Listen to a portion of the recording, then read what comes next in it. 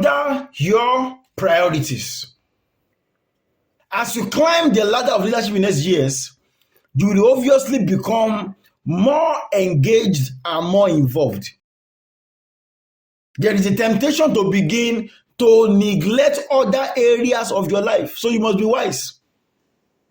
It is better to remain a team leader and have time for your life than climb up and drive your ship to a wreck. In the first series of Christian leadership, 7 areas of life balance have been discussed. I want to advise that you go and watch it again. It is titled Christian Leadership Requires Life Balance. But this matter is so important that for us who are higher leaders, we need to stress this matter again. Paul, in his first letter to the Corinthian church, gave an instruction in chapter 5 that a man should be handed over to the devil for the destruction of his flesh, so that his spirit can be saved. But in his second letter, chapter 2, he told them to be quick to restore the fellow. And he used the word, so that Satan will not take advantage of us, because we are not ignorant of his devices. You see, a right action, if not done within necessary principles, can become a tool in the hand of the devil to wreak havoc. So we must exercise wisdom.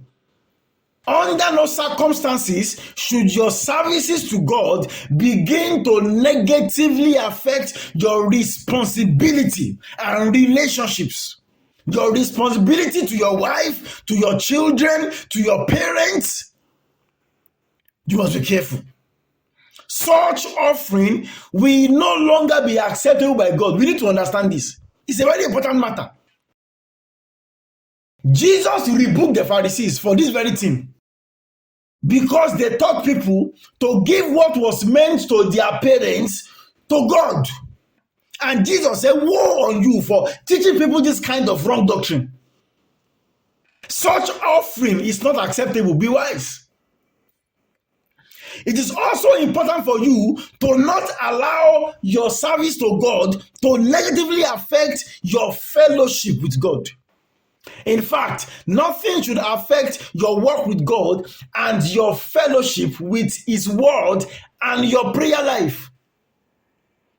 Remember that those who did very mighty work for God went to hell.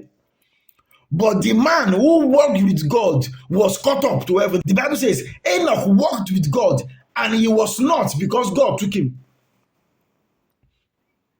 It is also important that you pay attention to your health. Only God is not replaceable. If you think things will not work because you are absent, be careful. Don't make yourself equal to God. So as you are laboring and working, if you notice that your health needs attention, please create time to give it attention.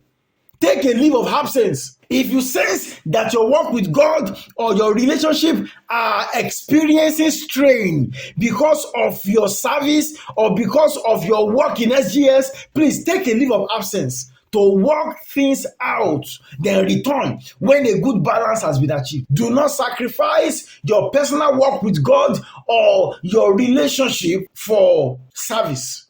That is not what the Bible taught us. Paul taught that a man who does not rule his house well is not worthy to be a bishop. In another place, he says a man who does not take care of his own is worse than an infidel. So God does not joke with the place of servicing our relationships. Yes, you can be doing a lot under unpleasant circumstances, and God will give you tremendous grace.